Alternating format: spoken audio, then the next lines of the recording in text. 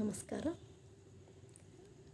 Myself Lakshmi Devi, assistant professor, department of economics, government first grade college for woman, Sindhanur. ಈಗಾಗಲೇ ನಾನು ನಿಮ್ಮ ಹತ್ರ Indian economy on the eve of independence ಅಂತಕ್ಕಂಥ ವಿಷಯವನ್ನು ಚರ್ಚೆ ಮಾಡಿದ್ದೀನಿ. ಒಂದು ಇಂಡಿಪೆಂಡೆನ್ಸ್ಗಿಂತ ಪೂರ್ವದಲ್ಲಿ ನಮ್ಮ ದೇಶದ ಆರ್ಥಿಕ ವ್ಯವಸ್ಥೆ ಏನಾಗಿತ್ತು, ಒಂದು ವಸಾಹತುಶಾಹಿಗಳ ಸಂದರ್ಭದಲ್ಲಿ ಭಾರತದ ಅರ್ಥವ್ಯವಸ್ಥೆ ಸ್ಟಾಗ್ನೆಂಟ್ ಎಕನಾಮಿ ಆಗಿತ್ತು ಅಂತಕ್ಕಂಥ ವಿಷಯವನ್ನು ನಾವು ಚರ್ಚೆ ಮಾಡಿದ್ದೀವಿ. ಅದರ ಜೊತೆಗೆ ಭಾರತದ ಆರ್ಥಿಕ ವ್ಯವಸ್ಥೆಯ ಲಕ್ಷಣಗಳನ್ನು ಕೂಡ ನಾವೀಗಾಗಲೇ ಚರ್ಚೆಯನ್ನು ಮಾಡಿದ್ದೀವಿ. ನಮ್ಮ ಭಾರತದ ಆರ್ಥಿಕ ವ್ಯವಸ್ಥೆಯ ಪ್ರಮುಖ ಲಕ್ಷಣಗಳನ್ನು ನಾವು ನೋಡ್ತಾ ಹೋದಾಗ ನಮಗೆ ಗೊತ್ತಾಗುತ್ತೆ, ನಮ್ಮ ದೇಶವು ಹಿಂದುಳಿದಿರ್ತಕ್ಕಂಥ ರಾಷ್ಟ್ರ ಅಂತಕ್ಕಂಥದ್ದು ಗೊತ್ತಾಗ್ತಾ ಹೋಗುತ್ತೆ. ಅದಕ್ಕೆ ಹಲವಾರು ಕಾರಣಗಳು ಕೂಡ ಇದ್ವು. ಜೊತೆಗೆ ನಾವು ಹಲವಾರು ಪಾಯಿಂಟ್ಸ್ಗಳನ್ನು ನಾವು ನೋಡ್ತಾ ಬಂದಾಗ ಹೌದು, ನಮ್ಮ ದೇಶ ಹಿಂದುಳಿದ ರಾಷ್ಟ್ರ ಅಂತಕ್ಕಂಥದ್ದನ್ನು ಗುರುತಿಸಲ್ಪಡ್ತಾ ಹೋದ್ವಿ. ಆದರೆ ಈ ವಿವರಣೆಯು ಭಾರತದ ಆರ್ಥಿಕ ವ್ಯವಸ್ಥೆಯ ನಿಜವಾದ ಸ್ಥಿತಿಯನ್ನು, ನೈಜ ಚಿತ್ರಣವನ್ನು ವ್ಯಕ್ತಪಡಿಸುವುದಿಲ್ಲ. ಯಾಕೆ ಅಂತಂದರೆ, ಭಾರತವು ಬ್ರಿಟಿಷರ ಆಳ್ವಿಕೆ ಕಾಲದಲ್ಲಿ ಏನು ಆರ್ಥಿಕ ಸ್ಥಗಿತತೆಯನ್ನು ಎದುರಿಸ್ತಾ ಇತ್ತು, ಸ್ವಾತಂತ್ರ್ಯ ನಂತರದಲ್ಲಿ ಆ ಸ್ಥಗಿತತೆಯನ್ನು ಹೋಗಲಾಡಿಸೋದಕ್ಕಾಗಿ ಸರ್ಕಾರವು ಅದರ ನಿವಾರಣೆಗೆ ಹಲವಾರು ವ್ಯವಸ್ಥಿತ ಕ್ರಮಗಳನ್ನು ಏನು ಮಾಡ್ತಾ ಬಂದಿದೆ, ರೂಪಿಸ್ತಾ ಬಂದಿದೆ, ಅನುಷ್ಠಾನಗೊಳಿಸ್ತಾನೂ ಬಂದಿದೆ. 1950ರಲ್ಲಿ ಯೋಜನಾ ಆಯೋಗ ಪ್ರಾರಂಭಗೊಂಡು 51ರಿಂದ ಪಂಚವಾರ್ಷಿಕ ಯೋಜನೆಗಳು ಪ್ರಾರಂಭಗೊಂಡು ಆ ಯೋಜನೆಗಳ ಅಡಿಯಲ್ಲಿ ಹಲವಾರು ಸ್ಕೀಮ್ಗಳನ್ನು, ಹಲವಾರು ಯೋಜನೆಗಳನ್ನು, ಕಾರ್ಯಕ್ರಮಗಳನ್ನು ಸರ್ಕಾರ ಅಭಿವೃದ್ಧಿಗಾಗಿ ಅನುಷ್ಠಾನಗೊಳಿಸ್ತಾ ಬಂದಿರುವುದರಿಂದಾಗಿ ಅಗಾಧ ಪ್ರಮಾಣದಲ್ಲಿ ಭಾರತದಲ್ಲಿ ಕೃಷಿ ಕ್ಷೇತ್ರ ಆಗಿರ್ಬೋದು, ಕೈಗಾರಿಕಾ ಕ್ಷೇತ್ರ ಆಗಿರ್ಬೋದು, ಸೇವಾ ವಲಯದಲ್ಲಿ ಆಗಿರ್ಬೋದು, ಗಣನೀಯ ಪ್ರಮಾಣದಲ್ಲಿ ಗುರುತಿಸುವ ಪ್ರಮಾಣದಲ್ಲಿ ನಮ್ಮಲ್ಲಿ ಬದಲಾವಣೆಗಳು, ಚೇತರಿಕೆಗಳು, ಸುಧಾರಣೆಗಳು ಕಂಡು ಬಂದಿರ್ತವೆ ಅಂತಕ್ಕಂಥದ್ದನ್ನು ನಾವು ನೋಡಬಹುದಾಗಿದೆ. ಆದ್ದರಿಂದಾಗಿ ಭಾರತದ ಆರ್ಥಿಕ ವ್ಯವಸ್ಥೆಯು ಇವತ್ತು ಹಿಂದುಳಿದ ರಾಷ್ಟ್ರವಾಗಿರದೆ ಅಭಿವೃದ್ಧಿಶೀಲ ರಾಷ್ಟ್ರವಾಗಿ ಗುರುತಿಸಲ್ಪಟ್ಟಿದೆ ಅಂತಕ್ಕಂಥದ್ದನ್ನು ನಾವಿಲ್ಲಿ ನೋಡಬಹುದಾಗಿದೆ. ಇಷ್ಟು ನಮ್ಮ ಒಂದು ಭಾರತದ ಆರ್ಥಿಕ ವ್ಯವಸ್ಥೆಯ ಪ್ರಸ್ತುತ ಸ್ಥಿತಿಯ ಕುರಿತಾಗಿ ಪೀಠಿಕೆಯಾದರೆ, ಈಗ ಪ್ರಸ್ತುತ ಸ್ಥಿತಿಯನ್ನು ರೂಪಿಸ್ತಕ್ಕಂಥ ಪ್ರಮುಖ ಅಂಶಗಳನ್ನು ಕೂಡ ನಾವಿಲ್ಲಿ ಚರ್ಚೆ ಮಾಡ್ತಾ ಹೋಗೋಣ. ಆ ಪ್ರಮುಖ ಅಂಶಗಳಲ್ಲಿ ನಾವು ಮೊದಲನೇದಾಗಿ ನಾವು ನೋಡ್ತಾ ಹೋದಾಗ ರಾಷ್ಟ್ರೀಯ ಆದಾಯದಲ್ಲಿ ಹೆಚ್ಚಳವಾಗಿದೆ. Rise in the national income ಅಂತಕ್ಕಂಥದ್ದು. ರಾಷ್ಟ್ರೀಯ ಆದಾಯದಲ್ಲಿ ಯಾವ ರೀತಿ ಹೆಚ್ಚಳ ಆಗ್ತಾ ಬಂದಿದೆ ಅಂತಕ್ಕಂಥದ್ದನ್ನು ನಾವು ನೋಡ್ತಾ ಹೋದಾಗ, ಭಾರತದಲ್ಲಿ 1950-51ರಿಂದ ಹಿಡ್ಕೊಂಡು ಇವತ್ತು ನಾವು ಡಾಟಾಗಳನ್ನು 2012-13ವರೆಗೆ ನಿಮಗೆ ತೋರಿಸ್ತಾ ಇದ್ದೀನಿ. 1950-51ರಲ್ಲಿ ಕೇವಲ 9,464ರಷ್ಟು ನಿವ್ವಳ ರಾಷ್ಟ್ರೀಯ ಆದಾಯವನ್ನು ಕೋಟಿ ರೂಪಾಯಿಗಳಲ್ಲಿ ಪಡೆದಿತ್ತು ನಮ್ಮ ದೇಶವು. 2011-12ರಲ್ಲಿ 74,34,965 ಕೋಟಿ ರೂಪಾಯಿಗಳಷ್ಟು ನಿವ್ವಳ ರಾಷ್ಟ್ರೀಯ ಆದಾಯವನ್ನು ಪಡ್ಕೊಂಡಿದೆ. ಮತ್ತು ಇನ್ ದ ಇಯರ್ ಆಫ್ 2012-13ದಲ್ಲಿ 82,55,978 ಕ್ರೋರ್ಸ್ಗಳಷ್ಟು ಏನು ಪಡ್ಕೊಂಡಿದೆ ಅಂತಂದರೆ ರಾಷ್ಟ್ರವು ನಿವ್ವಳ ಆದಾಯವನ್ನು ಪಡೆದಿದೆ ಅಂತಕ್ಕಂಥದ್ದನ್ನು ನೋಡಬಹುದಾಗಿದೆ. ಇದನ್ನು ನಾವು ನೋಡ್ತಾ ಹೋದಾಗ ನಮ್ಮ ರಾಷ್ಟ್ರವು ವಿಭಜನೆಯಾದಂಥ ಸಂದರ್ಭದಲ್ಲಿ ಸಾಕಷ್ಟು ತೊಡಕುಗಳನ್ನು ಎದುರಿಸಿದೆ. ಅದಾದ ನಂತರದಲ್ಲಿ ಹಣದುಬ್ಬರ ಸಮಸ್ಯೆಯನ್ನು ಎದುರಿಸಿದೆ, ಆಹಾರ ಸಮಸ್ಯೆಯನ್ನು ಎದುರಿಸಿದೆ, ನಿರುದ್ಯೋಗದ ಸಮಸ್ಯೆಯನ್ನು ಎದುರಿಸಿದೆ, ಜೊತೆಗೆ ಮೂಲಭೂತ ಸೌಕರ್ಯಗಳ ಕೊರತೆಯನ್ನು ಕೂಡ ಎದುರಿಸಿದೆ. ಇಂಥ ಹಲವಾರು ಸಮಸ್ಯೆಗಳನ್ನು ಎದುರಿಸಿರ್ತಕ್ಕಂಥ ನಮ್ಮ ಭಾರತವು 51ರಿಂದ ಯೋಜನೆಗಳ ಜೊತೆಗೆ ತನ್ನದೇ ಆದ ಕಾರ್ಯಕ್ರಮಗಳನ್ನು ಅನುಷ್ಠಾನಗೊಳಿಸ್ತಾ ಬಂದಿರುವುದರಿಂದಾಗಿ ನಮ್ಮ ದೇಶದಲ್ಲಿ ಒಟ್ಟು ರಾಷ್ಟ್ರೀಯ ಆದಾಯದಲ್ಲಿ ಏರಿಕೆ ಕಂಡು ಬಂದಿರತಕ್ಕಂಥದ್ದನ್ನು ನಾವು ನೋಡಬಹುದಾಗಿದೆ.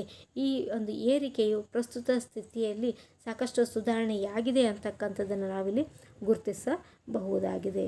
ನಂತರದಲ್ಲಿ ನಾವು ಎರಡನೇದಾಗಿ ನಾವು ನೋಡ್ತಾ ಹೋದಾಗ ತಲಾ ಆದಾಯದಲ್ಲಿ ಹೆಚ್ಚಳ. ಒಟ್ಟು ರಾಷ್ಟ್ರದ ಆದಾಯ ಹೆಚ್ಚಾಗಿದೆ ಅಂತಂದರೆ ಒಟ್ಟು ತಲಾ ಆದಾಯ ಕೂಡ ಏನಾಗಿದೆ ಅಂತ ಅರ್ಥ, ಹೆಚ್ಚಾಗಿದೆ ಅಂತ ಅರ್ಥ. ಹಾಗಾದರೆ ಪ್ರತಿಯೊಬ್ಬ ವ್ಯಕ್ತಿ ಪಡೆಯುವ ಆದಾಯವನ್ನು ನಾವಿಲ್ಲಿ ತಲಾ ಆದಾಯ ಅಂತ ನಾವಿಲ್ಲಿ ಕರಿತಾ ಇದ್ದೀವಿ. ರಾಷ್ಟ್ರೀಯ ಆದಾಯವನ್ನು ಒಟ್ಟು ಜನಸಂಖ್ಯೆಯಿಂದ ಭಾಗಿಸಿದಾಗ ನಮಗೆ ತಲಾ ಆದಾಯ ಲಭ್ಯವಾಗುತ್ತದೆ. ಆದ್ದರಿಂದಾಗಿ ರಾಷ್ಟ್ರದ ಆದಾಯವು ರಾಷ್ಟ್ರದ ಪ್ರಗತಿಯ ನಿಜ ಚಿತ್ರಣವನ್ನು ನೀಡುತ್ತದೆ ಅಂತಕ್ಕಂಥದ್ದನ್ನು ನೋಡಬಹುದಾಗಿದೆ. ಪ್ರಸ್ತುತ ಬೆಲೆಯಲ್ಲಿ ತಲಾ ಆದಾಯ ಗಣನೀಯ ಪ್ರಮಾಣದಲ್ಲಿ ಹೆಚ್ಚಾಗಿದೆ ಅಂತಕ್ಕಂಥದ್ದನ್ನು ಈ ಕೆಳಗಿನ ಡಾಟಾಗಳ ಮೂಲಕ ನಾವಿಲ್ಲಿ ಗುರುತಿಸಬಹುದಾಗಿದೆ. 1950-51ರಲ್ಲಿ ತಲಾ ಆದಾಯ ರೂಪಾಯಿಗಳಲ್ಲಿ ಹೇಳೋದಾದರೆ 264 ರೂಪಾಯಿಗಳಷ್ಟು ಪಡಿತಾ ಇತ್ತು. 2011-12ರಲ್ಲಿ ನಮ್ಮ ದೇಶದಲ್ಲಿ 61,855 ರೂಪಾಯಿಗಳಷ್ಟು ತಲಾ ಆದಾಯ ಏರಿಕೆಯಾಗಿದೆ. ನಂತರದಲ್ಲಿ ಇನ್ ಇಯರ್ 2013-14ದಲ್ಲಿ 74,380 ರೂಪೀಸ್ಗಳಿಗೆ ಏನಾಗಿದೆ ಅಂದರೆ ಇಲ್ಲಿ ಪರ್ ಕ್ಯಾಪಿಟಲ್ ಇನ್ಕಮ್ ಹೆಚ್ಚಿಗೆ ಆಗಿದೆ ಅಂತಕ್ಕಂಥದ್ದು. ಇಲ್ಲೇನು ಕೆಳಗಡೆ ಚಿತ್ರವನ್ನು ತೋರಿಸಿದ್ದೀನಲ್ಲ, ಇವತ್ತು ಗ್ರೀನ್, ಯೆಲ್ಲೋ, ಆರೆಂಜ್, ರೆಡ್ ಅಂತಕ್ಕಂಥದ್ದು ಹಂತ ಹಂತವಾಗಿ ನಮ್ಮ ದೇಶದಲ್ಲಿ ಜನರು ಪಡಿತಕ್ಕಂಥ ತಲಾ ಆದಾಯ ಏನಾಗ್ತಾ ಬಂದಿದೆ, ಹೆಚ್ಚಾಗ್ತಾ ಬಂದಿದೆ. ಅಫ್ಕೋರ್ಸ್ ವಿದೇಶಗಳಿಗೆ ಹೋಲಿಕೆ ಮಾಡಿ ನೋಡಿದರೆ ನಮ್ಮ ದೇಶದ ಆದಾಯ ಕಡಿಮೆ ಇದೆ. ಬಟ್ ನಾವು ನಮ್ಮ ದೇಶದ ಅಭಿವೃದ್ಧಿನ ಕುರಿತಾಗಿ ಚರ್ಚೆ ಮಾಡ್ತಾ ಇರುವಾಗ 51ರಿಂದ ಹಿಡ್ಕೊಂಡು, ಅಂದರೆ 47ರಲ್ಲಿ ಸ್ವತಂತ್ರಗೊಂಡಿದೆ, ಬಟ್ 50ರಿಂದ ನಮ್ಮಲ್ಲಿ ಬದಲಾವಣೆಗಳನ್ನು ತರುವುದಕ್ಕಾಗಿ ಕಾರ್ಯಕ್ರಮಗಳನ್ನು ನಾವು ವ್ಯವಸ್ಥಿತವಾಗಿ ಅನುಷ್ಠಾನಗೊಳಿಸ್ತಾ ಬಂದ್ವಿ. ಆಗಿನಿಂದ ನೋಡ್ತಾ ಹೋದಾಗ ಇಲ್ಲಿವರೆಗೂ ಕೂಡ ನಮ್ಮ ದೇಶದಲ್ಲಿ ಏನಾಗ್ತಾ ಬರ್ತಾ ಇದೆ, ತಲಾ ಆದಾಯ, ರಾಷ್ಟ್ರದ ಆದಾಯ ಏರಿಕೆ ಆಗ್ತಾ ಬರ್ತಾ ಇದೆ ಅಂತಕ್ಕಂಥದ್ದನ್ನು ಇವುಗಳು ಸಾಕ್ಷಿಯಾಗಿದ್ದಾವೆ ಅಂತಕ್ಕಂಥದ್ದನ್ನು ನೋಡಬಹುದಾಗಿದೆ. ಇದಾದ ನಂತರದಲ್ಲಿ ನಾವು ನೋಡಬೇಕಾಗಿರ್ತಕ್ಕಂಥದ್ದು ಏನು ಅಂತಂದರೆ ಕೃಷಿ ಉತ್ಪಾದನೆಯಲ್ಲಿ ಹೆಚ್ಚಳ ಅಂತಕ್ಕಂಥದ್ದನ್ನು ನಾವು ನೋಡ್ತಾ ಇದ್ವಿ. ಇಲ್ಲಿ ಕೃಷಿ ಉತ್ಪಾದನೆಯಲ್ಲಿ ಹೆಚ್ಚಳ ಹೇಗಾಗ್ತಾ ಬರ್ತಾ ಇತ್ತು ಅಂತಂದರೆ ಇದಕ್ಕೆ ನಾವು ಸಾಕ್ಷಿಯಾಗಿ ಕೂಡ ನಾವು ನೋಡ್ತಾ ಹೋಗ್ಬೋದು. ನಮ್ಮ ದೇಶದಲ್ಲಿ ಇರಿಗೇಷನ್ ಇಂಟ್ರೊಡ್ಯೂಸ್ ಮಾಡಲಾಗ್ತಾ ಬಂತು ಮತ್ತು ತಾಂತ್ರಿಕ ಬೇಸಾಯಗಳನ್ನು ಇಂಟ್ರೊಡ್ಯೂಸ್ ಮಾಡಲಾಗ್ತಾ ಬಂತು. ಆದರೆ ದೇಶಕ್ಕೆ ಸ್ವತಂತ್ರಗೊಂಡಂಥ ಸಂದರ್ಭದಲ್ಲಿ ನಮ್ಮ ದೇಶ ಯಾವ ಸಮಸ್ಯೆಯನ್ನು ಎದುರಿಸ್ತಾ ಇತ್ತು ಅಂತಂದರೆ ಆಹಾರದ ಸಮಸ್ಯೆಯನ್ನು ಎದುರಿಸ್ತಾ ಇತ್ತು. ಇಂಥ ಆಹಾರದ ಸಮಸ್ಯೆಯನ್ನು ಎದುರಿಸ್ತಾ ಇರ್ತಕ್ಕಂಥ ಸಂದರ್ಭದಲ್ಲಿ ಭಾರತದ ಸರ್ಕಾರವು ಸ್ವತಂತ್ರಗೊಂಡ ನಂತರದಲ್ಲೇ ಕ್ರಾಂತಿಕಾರಿ ಬದಲಾವಣೆಗಳನ್ನು ತರೋದಕ್ಕಾಗಿ ಮುಂದಾಗ್ತಾ ಬಂತು. ಆ ರೀತಿ ಮುಂದಾದಾಗ ಮಾಡಿರ್ತಕ್ಕಂಥ ಕೆಲಸಗಳು ಏನು ಅಂತಂದರೆ ಆಹಾರ ಸಾಮಗ್ರಿಗಳ ಉತ್ಪಾದನೆಗಾಗಿ ಇಲ್ಲಿ ಹೆಚ್ಚು ಗಮನವನ್ನು ಹರಿಸ್ತಾ ಹೋಯಿತು. ಯಾವ ರೀತಿ ಹೆಚ್ಚು ಗಮನವನ್ನು ಹರಿಸ್ತಾ ಹೋಯಿತು ಅಂತಂದರೆ ಭೂ ಸುಧಾರಣೆಗಾಗಿ ಕ್ರಮಗಳನ್ನು ಕೈಗೊಳ್ತಾ ಹೋಯಿತು, ನಂಬರ್ 1. ನಂತರದಲ್ಲಿ ನೀರಾವರಿ ಯೋಜನೆಗಳನ್ನು ಇಂಟ್ರೊಡ್ಯೂಸ್ ಮಾಡ್ತಾ ಹೋಗ್ತು. ಅದರ ಜೊತೆಗೆ ಸರ್ಕಾರವು ತಾಂತ್ರಿಕ ಬೇಸಾಯಗಳನ್ನು ಅನುಸರಿಸಲು ಅನುಕೂಲ ಮಾಡಿಕೊಟ್ಟಿತು. ಸುಧಾರಿತ ತಳಿಗಳು ಮತ್ತು ಬಿತ್ತನೆ ಬೀಜಗಳ ಬಳಕೆಗೆ ಅವಕಾಶ ಮಾಡಿಕೊಟ್ಟಿತು ಮತ್ತು ತಾನೇ ಫ್ರೀಯಾಗಿ ಬೀಜಗಳನ್ನು ಕೂಡ ರೈತರಿಗೆ ಬಿಡುಗಡೆ ಮಾಡ್ತಾ ಹೋಯಿತು. ಹಸಿರು ಕ್ರಾಂತಿಯನ್ನು ಅನುಸರಿಸಲಾಗ್ತಾ ಬಂತು. ಈ ರೀತಿಯ ವ್ಯವಸ್ಥಿತ ರೀತಿಯಲ್ಲಿ ಇಷ್ಟು ಬದಲಾವಣೆಗಳನ್ನು ತಂದಿರುವುದರಿಂದಾಗಿ ಕೃಷಿ ಕ್ಷೇತ್ರದಲ್ಲಿ ರಸಗೊಬ್ಬರ ರಾಸಾಯನಿಕಗಳನ್ನು ಕೂಡ ಕೊಟ್ಟಿದೆ. ಜೊತೆಗೆ ಉತ್ತಮ ಉತ್ಪಾದನೆ ಮಾಡಿರ್ತಕ್ಕಂಥ ರೈತರಿಗೆ ಉತ್ತೇಜನಗಳನ್ನು ಕೂಡ ಕೊಡ್ತಾ ಬರ್ತಾ ಇದೆ. ಉತ್ತಮ ಮಾರುಕಟ್ಟೆಗಳನ್ನು ಮೊದಲು ಏನಾಗ್ತಾ ಬರ್ತಾ ಇತ್ತು ಅಂತಂದರೆ ಮೊದಲು ಮೋಸಗಾರದ ಮಾರುಕಟ್ಟೆಗಳೇನಿತ್ತು ಅದನ್ನೆಲ್ಲ ಹೋಗಲಾಡಿಸಿ ಇವತ್ತು APMCಗಳನ್ನು ಇಂಟ್ರೊಡ್ಯೂಸ್ ಮಾಡಿ ರೈತರ ಒಂದು ಉತ್ತಮ ಬೆಳೆಗಳಿಗೆ ಉತ್ತಮ ಬೆಲೆ ಸಿಗುವಂತೆ ಮಾಡಿರ್ತಕ್ಕಂಥದ್ದನ್ನು ನಾವು ನೋಡಬಹುದಾಗಿದೆ. ನಮ್ಮ ದೇಶದಲ್ಲಿ ಇವತ್ತು ನಾವು ಕಾಟನ್ ಬೆಳೀತಾ ಇದ್ವಿ, ಗೋಡಂಬಿ ದ್ರಾಕ್ಷಿಗಳನ್ನು ಏನು ಬೆಳೀತಾ ಇದ್ವಿ, ಕಾಫಿ ಬೆಳೀತಾ ಇದ್ವಿ, ಕಬ್ಬುಗಳನ್ನು ಬೆಳೀತಾ ಇದ್ದೀವಿ, ಅದು ಆಹಾರ ಪದಾರ್ಥಗಳನ್ನು ಏನು ಬೆಳೀತಾ ಇದ್ವಿ. ಎಷ್ಟು ಉತ್ಪಾದನೆಗಳು ಏನಾಗಿದೆ, ಹೆಚ್ಚಳವಾಗಿದೆ. ಯಾವ ರೀತಿ ಹೆಚ್ಚಾಗಿದೆ ಅಂತಕ್ಕಂಥದ್ದನ್ನು ಇಲ್ಲಿ ಮುಂದಿನ ಡಾಟಾಗಳ ಮೂಲಕ ನಾವು ನೋಡಬಹುದಾಗಿದೆ. 1950-51ರಲ್ಲಿ ನಮ್ಮ ದೇಶದಲ್ಲಿ ಆಹಾರ ಉತ್ಪಾದನೆಯು 50.8 ದಶಲಕ್ಷ ಟನ್ಗಳಷ್ಟು ಉತ್ಪಾದನೆಯಾಗಿತ್ತು. ಇದು 2013-14ರಲ್ಲಿ 264.4 ದಶಲಕ್ಷ ಟನ್ಗಳಿಗೆ ನಮ್ಮ ದೇಶದಲ್ಲಿ ಆಹಾರ ಉತ್ಪಾದನೆ ಹೆಚ್ಚಿಗೆ ಆಗಿದೆ. ಇದಕ್ಕೆ ಕಾರಣ ಏನಂತಂದರೆ ಈಗಾಗಲೇ ನಾನು ಹೇಳಿರ್ತಕ್ಕಂಥ ಒಂದು ಹಸಿರು ಕ್ರಾಂತಿ ಆಗಿರ್ಬೋದು, ನಮ್ಮಲ್ಲಿ ಸುಧಾರಿತ ಬಿತ್ತನೆ ಬೀಜಗಳಾಗಿರ್ಬೋದು, ರಸಗೊಬ್ಬರಗಳಾಗಿರ್ಬೋದು, ರಾಸಾಯನಿಕಗಳಾಗಿರ್ಬೋದು, ಕೀಟನಾಶಕಗಳನ್ನು ಬಳಕೆ ಮಾಡಿರೋದಾಗಿರ್ಬೋದು, ಯಂತ್ರೋಪಕರಣಗಳ ಬಳಕೆ ಆಗಿರ್ಬೋದು ಮತ್ತು ಸರ್ಕಾರವು ನಿರಂತರವಾಗಿ ಜನರಿಗೆ ಉತ್ತೇಜನಗಳನ್ನು ಕೊಟ್ಟಿರೋದು ಕೂಡ ಆಗಿರ್ಬೋದು. ಈ ಎಲ್ಲ ಕಾರಣಗಳಿಂದಾಗಿ ನಮ್ಮ ದೇಶದಲ್ಲಿ ಕೃಷಿ ಉತ್ಪಾದನೆ ಹೆಚ್ಚಾಗ್ತಾ ಬಂದಿದೆ ಅಂತಕ್ಕಂಥದ್ದನ್ನು ನಾವು ನೋಡಬಹುದಾಗಿದೆ. ಇದಾದ ನಂತರದಲ್ಲಿ ನಾವು ಮುಂದಿನ ಒಂದು ವಿಷಯವನ್ನು ನಾವು ಚರ್ಚೆ ಮಾಡ್ತಾ ಹೋದಾಗ ಅದು ಯಾವುದು ಅಂತಂದರೆ ಬಂಡವಾಳ ಹೂಡಿಕೆಯಲ್ಲಿ ಹೆಚ್ಚಳ. ಇಲ್ಲಿ ನಾವು ಒಂದು ಏನು ಇಮೇಜ್ ಹಾಕಿದ್ದೀವಲ್ಲ, ಇಮೇಜ್ ನೋಡ್ತಾ ಹೋದರೆ ಏನೋ ಒಂದು ಖುಷಿ ಆಗ್ತಾ ಬರುತ್ತೆ. ಏನಾಗ್ತಾ ಬರ್ತಾ ಇದೆ ಅಂತಂದರೆ ಒಂದು ಯಾವುದರ ಒಂದು ಟ್ರೀ ಆಗ್ತಾಯಿದೆ ಅಂತಂದರೆ ಮನಿ ಟ್ರೀ ಅಂತಕ್ಕಂಥದ್ದು ಇಲ್ಲಿ ಆಗ್ತಾ ಬರ್ತಾ ಇದೆ. Just to impress the students ಏನಾಗ್ತಾ ಬರ್ತಾ ಇದೆ, ನಮ್ಮ ದೇಶದಲ್ಲಿ ಬಂಡವಾಳ ಹೂಡಿಕೆ ಹೆಚ್ಚಾಗ್ತಾ ಇದೆ ಅಂತಲೂ ತೋರಿಸೋದಕ್ಕಾಗಿರ್ತಕ್ಕಂಥದ್ದಾಗಿದೆ. ಸ್ವಾತಂತ್ರ್ಯ ನಂತರದಲ್ಲಿ ನಮ್ಮ ದೇಶದಲ್ಲಿ ಬಂಡವಾಳವು ಗಣನೀಯ ಪ್ರಮಾಣದಲ್ಲಿ ಏರಿಕೆಗೆ ಬರ್ತಾ ಇದೆ. ದೇಶದಲ್ಲಿ ಬಂಡವಾಳ ಹೆಚ್ಚಿಗೆ ಆಗ್ತಾ ಇದೆ, ಜೊತೆಗೆ ವಿದೇಶದಿಂದ ಹರಿದು ಬರ್ತಕ್ಕಂಥ ಫಾರಿನ್ ಡೈರೆಕ್ಟ್ ಇನ್ವೆಸ್ಟ್ಮೆಂಟ್ ಅಂತ ಏನು ಹೇಳ್ತಾ ಇದ್ವಿ, FDI, ನಂತರದಲ್ಲಿ ಫಾರಿನ್ ಪೋರ್ಟ್ಫೋಲಿಯೋ ಇನ್ವೆಸ್ಟ್ಮೆಂಟ್, ಈ ಎರಡೂ ರೀತಿಯ ಒಂದು ಹೂಡಿಕೆಗಾಗಿ ಸಂಬಂಧಪಟ್ಟಂತೆ ಹಣಕಾಸು ನಮ್ಮ ದೇಶಕ್ಕೆ ಹರಿದು ಬರ್ತಾ ಇರುವುದರಿಂದಾಗಿ ಮತ್ತು ಸರ್ಕಾರನೂ ಕೂಡ ಸಾಕಷ್ಟು ಯೋಜನೆಗಳನ್ನು ಕಾರ್ಯಗತಗೊಳಿಸಿರುವುದರಿಂದಾಗಿ ಇಲ್ಲಿ ದೇಶದಲ್ಲಿ ಸರ್ಕಾರ ಮತ್ತು ಖಾಸಗಿ ವಲಯ ಎರಡೂ ವಲಯಗಳಲ್ಲೂ ಕೂಡ ಬಂಡವಾಳ ಹೂಡಿಕೆ ಏನಾಗ್ತಾ ಬರ್ತಾ ಇದೆ, ಹೆಚ್ಚಾಗ್ತಾ ಬರ್ತಾ ಇದೆ. ಅದರ ಪರಿಣಾಮವಾಗಿ ವಿವಿಧ ಕ್ಷೇತ್ರದಲ್ಲಿ ಗಣನೀಯ ಪ್ರಮಾಣದ ಪ್ರಗತಿಯನ್ನು ಸಾಧಿಸೋದಕ್ಕೆ ಸಾಧ್ಯವಾಗಿದೆ.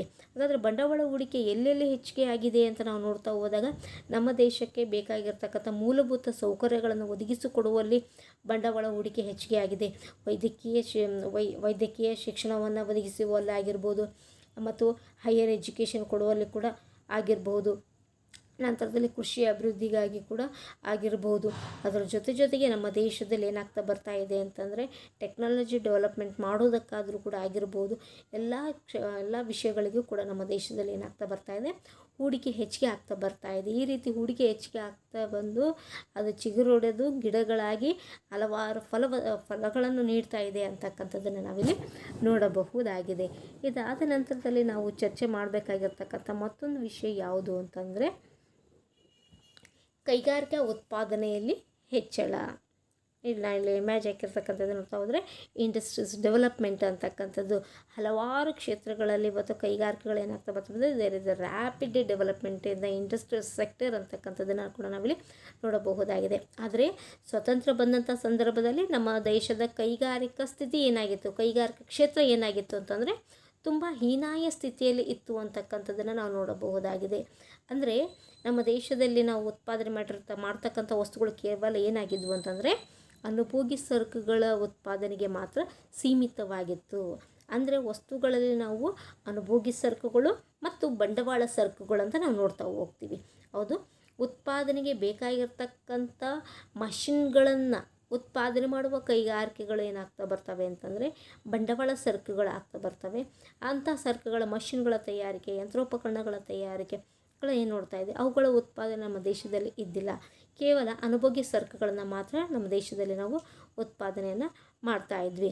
ಬಂಡವಾಳ ಸರಕುಗಳನ್ನು ನಾವು ಉತ್ಪಾದನೆ ಮಾಡೋದಕ್ಕೆ ಸಾಧ್ಯವಾಗ್ತಾ ಇದ್ದಿಲ್ಲ. ಬಟ್ ಯೋಜನೆಗಳನ್ನು ಅನುಷ್ಠಾನಕ್ಕೆ ತಂದಾಗಿನಿಂದ ಅನೇಕ ಕೈಗಾರಿಕೆಗಳನ್ನು ನಮ್ಮ ದೇಶದಲ್ಲಿ ಸ್ಥಾಪನೆ ಮಾಡಲಾಗ್ತಾ ಬಂತು. ಮತ್ತು ಇಂಪಾರ್ಟೆಂಟಾಗಿ ನಾವು ನೋಡ್ತಾ ಹೋದಾಗ ಪ್ರಥಮ ಪಂಚವಾರ್ಷಿಕ ಯೋಜನೆ ಕೈಗಾರಿಕಾ ಕ್ಷೇತ್ರಕ್ಕೆ ಒತ್ತು ಕೊಟ್ಟದು ಸಕ್ಸಸ್ ಕಂಡಿರುವುದರಿಂದಾಗಿ ದ್ವಿತೀಯ ಪಂಚವಾರ್ಷಿಕ ಯೋಜನೆಯಲ್ಲಿ ಏನು ಮಾಡಲಾಗ್ತಾ ಬಂತು ಅಂದರೆ ಕೈಗಾರಿಕೆಗಳಿಗೆ ಹೆಚ್ಚು ಒತ್ತನ್ನು ನೀಡಲಾಗ್ತಾ ಬಂತು. ಅದನ್ನು ಹೆಚ್ಚು ಪ್ರಾಶಸ್ತ್ಯವನ್ನು ನೀಡಲಾಗ್ತಾ ಬಂತು. ಮತ್ತು ಕಬ್ಬಿಣ ಉಕ್ಕು ಕೈಗಾರಿಕೆಗಳಿಗೆ ಬೇಸ್ ಇಂಡಸ್ಟ್ರೀಸ್ ಅಂತ ಕರಿತಾ ಹೋಗ್ತೀವಿ. ಎಲ್ಲ ಇಂಡಸ್ಟ್ರಿಗಳಿಗೆ ಬೇಕಾಗಿರ್ತಕ್ಕಂಥ ಒಂದು ಅಂತಕ್ಕಂಥದ್ದು ಕಬ್ಬಿಣ ಮತ್ತು ಉಕ್ಕು ಅಂತಕ್ಕಂಥದ್ದು. ಅಂಥವುಗಳ ಉತ್ಪಾದನೆಗಾಗಿ ಅಂಥ ಕೈಗಾರಿಕೆಗಳ ಸ್ಥಾಪನೆ ಏನಾಗ್ತಾ ಬಂತು, ನಮ್ಮ ದೇಶದಲ್ಲಿ ಹೆಚ್ಚಾಗ್ತಾ ಬಂತು. ರಸಗೊಬ್ಬರ ತಯಾರು ಮಾಡ್ತಕ್ಕಂಥ ಕೈಗಾರಿಕೆಗಳ ಕೈಗಾರಿಕೆಗಳ ಹೆಚ್ಚಳ ಆಗ್ತಾ ಬಂತು. ಸಿಮೆಂಟ್ ಕೈಗಾರಿಕೆಗಳ ಸಂಖ್ಯೆ ಹೆಚ್ಚಾಗ್ತಾ ಬಂತು. ಕಂಪ್ಯೂಟರ್, ಕಾಗದ, ಹಲವಾರು ವಸ್ತುಗಳನ್ನು ಉತ್ಪಾದನೆ ಮಾಡ್ತಕ್ಕಂಥ ಕೈಗಾರಿಕೆಗಳು ನಮ್ಮ ದೇಶದಲ್ಲಿ ಅಭಿವೃದ್ಧಿ ಆಗ್ತಾ ಹೋದ್ವು. ಇದರಿಂದಾಗಿ ನಮ್ಮ ದೇಶದಲ್ಲಿ ಏನಾಗ್ತಾ ಬರ್ತಾ ಇದೆ ಅಂದರೆ ಇವತ್ತು ವಿದೇಶಗಳಲ್ಲಿಯೂ ಕೂಡ ರೆಕಗ್ನೈಸ್ ಆಗೋ ರೀತಿಯಲ್ಲಿ ಕೈಗಾರಿಕೆಗಳಲ್ಲಿ ಉತ್ಪಾದನೆ ಆಗ್ತಾ ಇದೆ ಅಂತಕ್ಕಂಥದ್ದನ್ನು ನಾವು ನೋಡಬಹುದಾಗಿದೆ. ಇದಾದ ನಂತರದಲ್ಲಿ ನಾವು ನೋಡಬೇಕಾಗಿರ್ತಕ್ಕಂಥ ಮತ್ತೊಂದು ವಿಷಯ ಯಾವುದು ಅಂತಂದರೆ ರಚನಾತ್ಮಕ ಬದಲಾವಣೆಗಳು. ಏನು ರಚನಾತ್ಮಕ ಬದಲಾವಣೆಗಳು ಅಂದರೆ ಏನು? ಇರುವ ಸನ್ನಿವೇಶದಲ್ಲಿನೇ ಬದಲಾವಣೆಗಳನ್ನು ತರೋದಲ್ಲದೇ ಇರುವ ಸನ್ನಿವೇಶಗಳಲ್ಲಿ ಬದಲಾವಣೆಗಳನ್ನು ತಂದು ಅಭಿವೃದ್ಧಿಯನ್ನು ಸಾಧಿಸುವುದು ಅಂತಕ್ಕಂಥದ್ದನ್ನು ನಾವು ನೋಡ್ತಾ ಇದ್ದೀವಿ.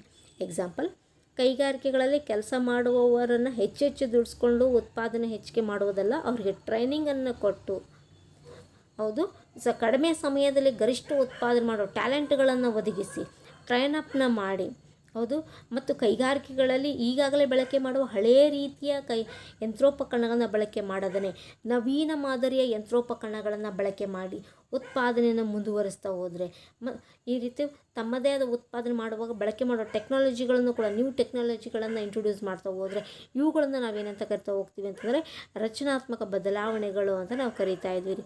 ಆದ್ದರಿಂದಾಗಿ ರಚನೆಯಲ್ಲಿ ಬದಲಾವಣೆಗಳು ಕಂಡು ಬಂದಿರುವುದರಿಂದಾಗಿ ನಮ್ಮ ದೇಶದಲ್ಲಿ ಸಾಕಷ್ಟು ಬದಲಾವಣೆಗಳು ಕಂಡು ಬಂದಿದ್ದಾವೆ ಅಂತಕ್ಕಂಥದ್ದನ್ನು ನಾವು ನೋಡಬಹುದಾಗಿದೆ. ಆದ್ದರಿಂದಾಗಿ ಕೈಗಾರಿಕೆಗಳಲ್ಲಿ ಕೇವಲ 16% ಇದ್ದಿರ್ತಕ್ಕಂಥದ್ದು 26%ಗೆ ಹೆಚ್ಚಿಗೆ ಆಗಿರೋದಕ್ಕೆ ಕಾರಣ ಯಾವುದು ಅಂತಂದರೆ ರಚನೆಯಲ್ಲಿ ಆಗಿರ್ತಕ್ಕಂಥ ಬದಲಾವಣೆಗಳಾಗಿದ್ದಾವೆ. ಸೇವಾ ವಲಯದಲ್ಲಿ ನಾವು 60% ಕೂಡ ಹೆಚ್ಚಳ ಆಗಿರೋದನ್ನು ಕೂಡ ನಾವಿಲ್ಲಿ ನೋಡಬಹುದಾಗಿದೆ.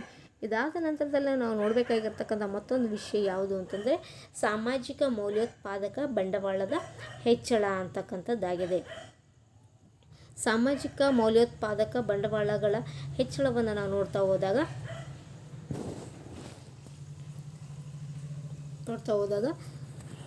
ಮೂಲಭೂತ ಸೌಕರ್ಯಗಳನ್ನು ನಾವು ನೋಡ್ತಾ ಹೋಗ್ತೀವಿ.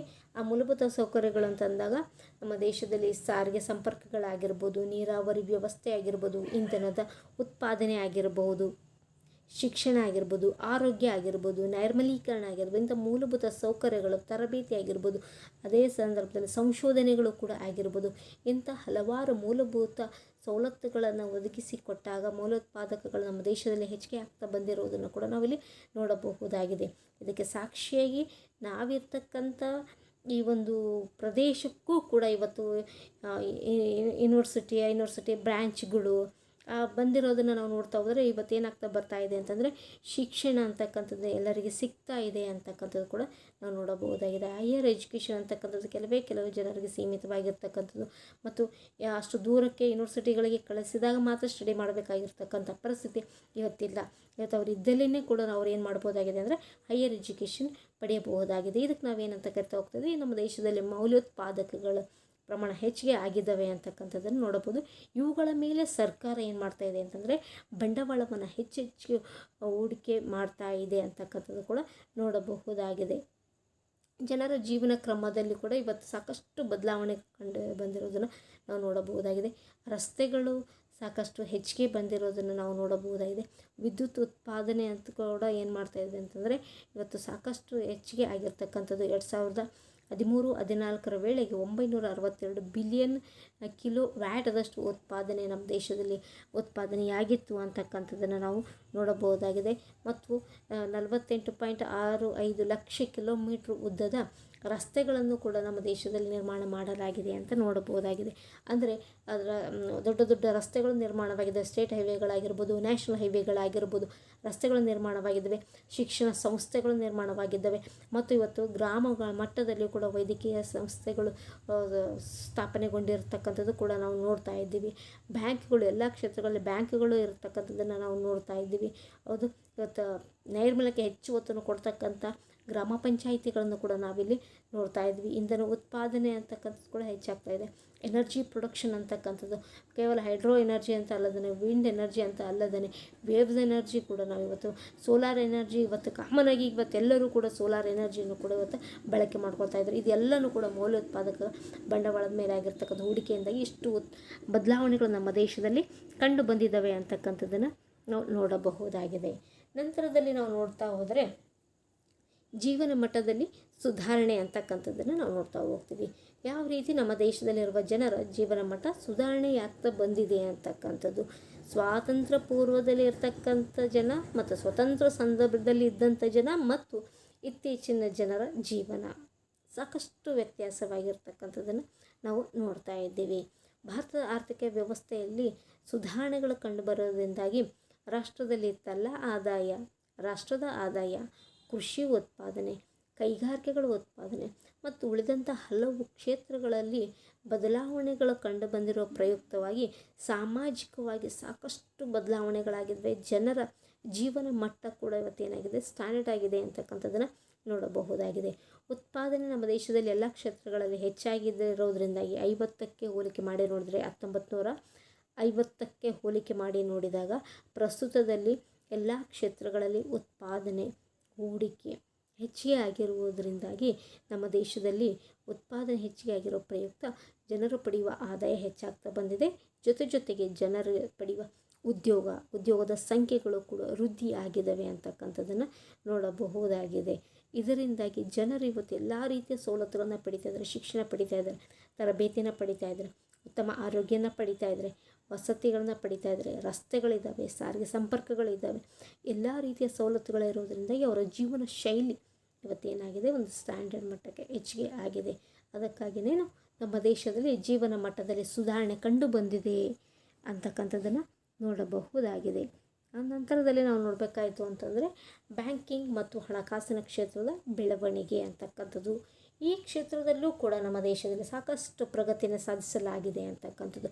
ಇನ್ನು ರಚನಾತ್ಮಕ ಬದಲಾವಣೆಗಳನ್ನ ಏನು ಮಾಡ್ತಾ ಹೋದ್ವಲ್ಲ, ರಚನಾತ್ಮಕ ಬದಲಾವಣೆಗಳನ್ನು ಮಾಡ್ತಾ ಹೋಗುವಾಗ ರಾಷ್ಟ್ರದಲ್ಲಿ ಬ್ಯಾಂಕ್ಗಳ ಸಂಖ್ಯೆಯನ್ನು, ಹಣಕಾಸಿನ ಸಂಸ್ಥೆಗಳ ಸಂಖ್ಯೆಯನ್ನು ಏನು ಮಾಡ್ತಾ ಬಂತು ಅಂತಂದರೆ ಹೆಚ್ಚಿಗೆ ಮಾಡಲಾಗ್ತಾ ಬಂತು. ಈ ರೀತಿಯಾಗಿ ಕೈಗಾರಿಕೆ ಹಣಕಾಸಿನ ಸಂಸ್ಥೆಗಳನ್ನು ನಮ್ಮ ದೇಶದಲ್ಲಿ ಹೆಚ್ಚು ಹೆಚ್ಚು ಸ್ಥಾಪನೆ ಮಾಡ್ತಾ ಬಂದಿರೋದ್ರಿಂದಾಗಿ ಬ್ಯಾಂಕಿಂಗ್ ಸರ್ವಿಸ್ ಅಂತಕ್ಕಂಥದ್ದು ಇವತ್ತು ಏನಾಗ್ತಾ ಬಂದಿದೆ, ಹೆಚ್ಚಾಗ್ತಾ ಬಂದಿದೆ. ಮೊದಲೆಲ್ಲ ಏನಾಗ್ತಾ ಬರ್ತಾಯಿತ್ತು ಅಂದರೆ ಕೆಲವು ಶ್ರೀಮಂತರಿಗೆ ಮಾತ್ರ ಸಾಲ ಸಿಗ್ತಾ ಇತ್ತು ಬ್ಯಾಂಕ್ಗಳಿಂದ, ಮತ್ತು ಕೈಗಾರಿಕೆಗಳಿಗೆ ಮಾತ್ರ ಹೆಚ್ಚು ಒಲವನ್ನು ನೀಡ್ತಾ ಇದ್ವು ಬ್ಯಾಂಕ್ಗಳು. ಇವತ್ತು ರೈತರಿಗೆ ಸಾಲ ಕೊಡಬೇಕಾಗಿರ್ತಕ್ಕಂಥದ್ದಾಗಿದೆ.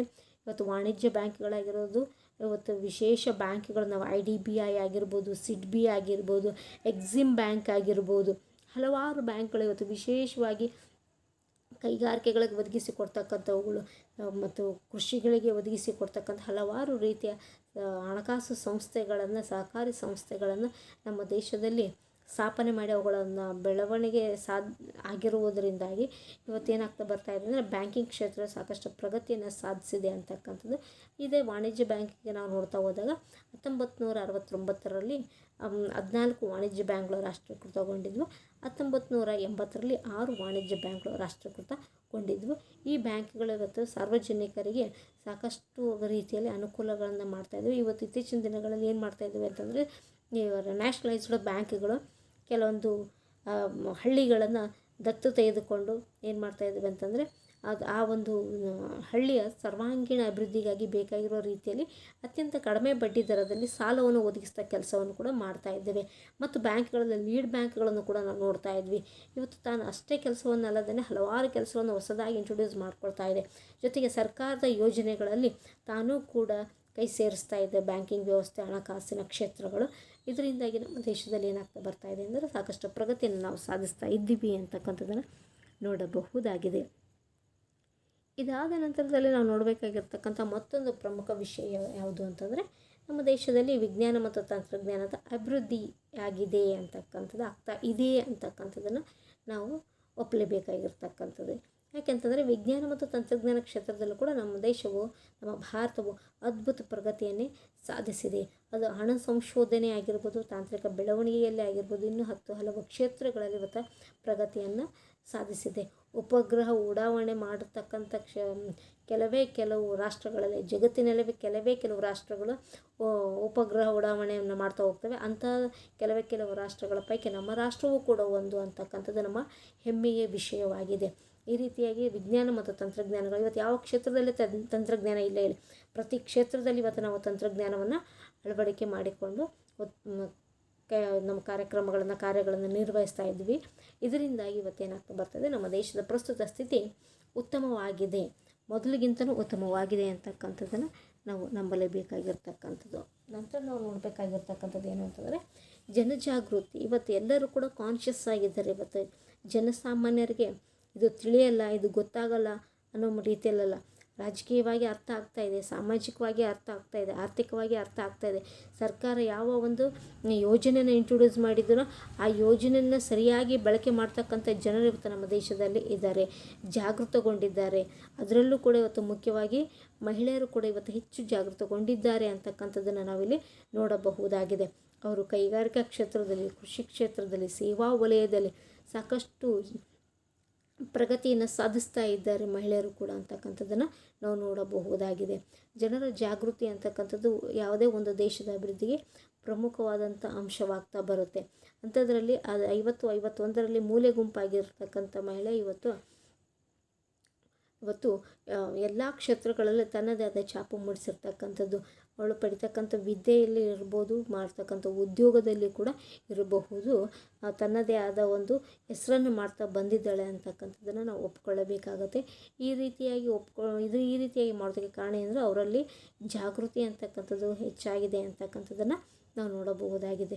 ಜನರಲ್ಲಿ ಇವತ್ತು ಕಾನ್ಷಿಯಸ್ ಜಾಸ್ತಿ ಆಗ್ತಾ ಇರುವುದರಿಂದಾಗಿ ನಾವು ಯಾಕೆ ಹೂಡಿಕೆಯನ್ನು ಮಾಡಬಾರ್ದು, ನಾವು ಯಾಕೆ ಉತ್ಪಾದನೆಯನ್ನು ಮಾಡಬಾರ್ದು, ನಾವು ಯಾಕೆ ಸರ್ವಿಸನ್ನು ಕೊಡಬಾರ್ದು ಅನ್ನೋ ರೀತಿಯಲ್ಲಿ ಸಾಹಸಿ ಉದ್ಯಮದಾರರ ಸಂಖ್ಯೆ ನಮ್ಮ ದೇಶದಲ್ಲಿ ಹೆಚ್ಚಾಗ್ತಾ ಬರುತ್ತೆ. ಸಾಹಸಿ ಪ್ರಗತಿಪರ ಚಟುವಟಿಕೆಗಳು ನಡೀತಾ ಇದ್ದಾವೆ.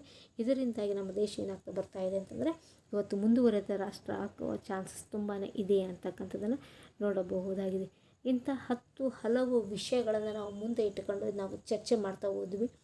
ಈ ಹಲವು ವಿಷಯಗಳನ್ನು ಮುಂದೆ ಇಟ್ಕೊಂಡು ಚರ್ಚೆ ಮಾಡ್ತಾ ಹೋದಾಗ ನಮ್ಮ ದೇಶವನ್ನು 51ರ ಒಂದು ಚಿತ್ರಣವನ್ನು ನಾವು ನೋಡಿದಾಗ, ಆದರೆ ಇಂದಿನ ವಸಾಹತುಶಾಹಿಗಳ ಸಂದರ್ಭದಲ್ಲಿ ಬ್ರಿಟಿಷರ ಕಾಲದಲ್ಲಿ ನಮ್ಮ ದೇಶದ ಸ್ಥಿತಿಯನ್ನು ನಾವು ನೋಡಿದಾಗ, ಇವತ್ತು ನಾವು ಪ್ರಸ್ತುತದಲ್ಲಿ ನಮ್ಮ ಒಂದು ಸ್ಥಿತಿಯನ್ನು ನೋಡಿದಾಗ ಎಲ್ಲ ಒಂದು ಅಂಶಗಳಿಂದ ನಾವು ನೋಡ್ತಾ ಹೋದರೆ ಎಲ್ಲ ಕ್ಷೇತ್ರಗಳಲ್ಲೂ ಎಲ್ಲ ವಿಷಯಗಳಲ್ಲೂ ನಮ್ಮ ದೇಶದಲ್ಲಿ ನಾವು ಪ್ರಗತಿಯನ್ನು ಸಾಧಿಸಿದ್ದೇವೆ ಅಂತಕ್ಕಂಥದ್ದು ನಾವು ನಂಬಲೇಬೇಕಾಗಿರ್ತಕ್ಕಂಥದ್ದು. ಯಾಕಂದರೆ ಅದು ಸಾಕ್ಷಿಗಳು ಕೂಡ ಇದ್ದಾವೆ ಅಂತಕ್ಕಂಥದ್ದು. ಅದರಿಂದಾಗಿ ಭಾರತದಲ್ಲಿ ಹಲವಾರು ಬದಲಾವಣೆಗಳು, ಬೆಳವಣಿಗೆಗಳು ಕಂಡು ಬಂದಿರುವುದರಿಂದಾಗಿ, ಸೌಕರ್ಯಗಳನ್ನು ಸರ್ಕಾರ ಜನರಿಗೆ ಒದಗಿಸಿಕೊಡ್ತಾ ಇರುವುದರಿಂದಾಗಿ, ನಮ್ಮ ದೇಶದಲ್ಲಿ ಶಕ್ತಿಯನ್ನು ಹೆಚ್ಚು ಬಳಕೆ ಮಾಡ್ತಾ ಇರುವುದರಿಂದಾಗಿ ನಮ್ಮ ದೇಶ ಮುಂದುವರಿಯುತ್ತಿರುವ ರಾಷ್ಟ್ರವಾಗಿದೆ. ಮುಂದೊಂದು ದಿನ ಮುಂದುವರೆದ ರಾಷ್ಟ್ರ ಕೂಡ ಆಗಬಹುದು ಅಂತಕ್ಕಂಥದ್ದನ್ನು ಕೂಡ ನಾವು ಅಲ್ಲಗಳೆಯುವಂತಿಲ್ಲ.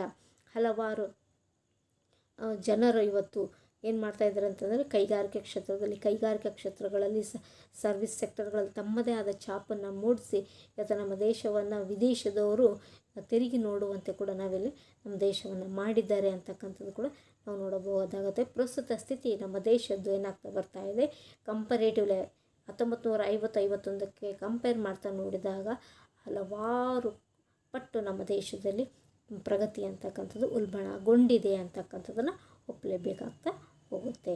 Thank you.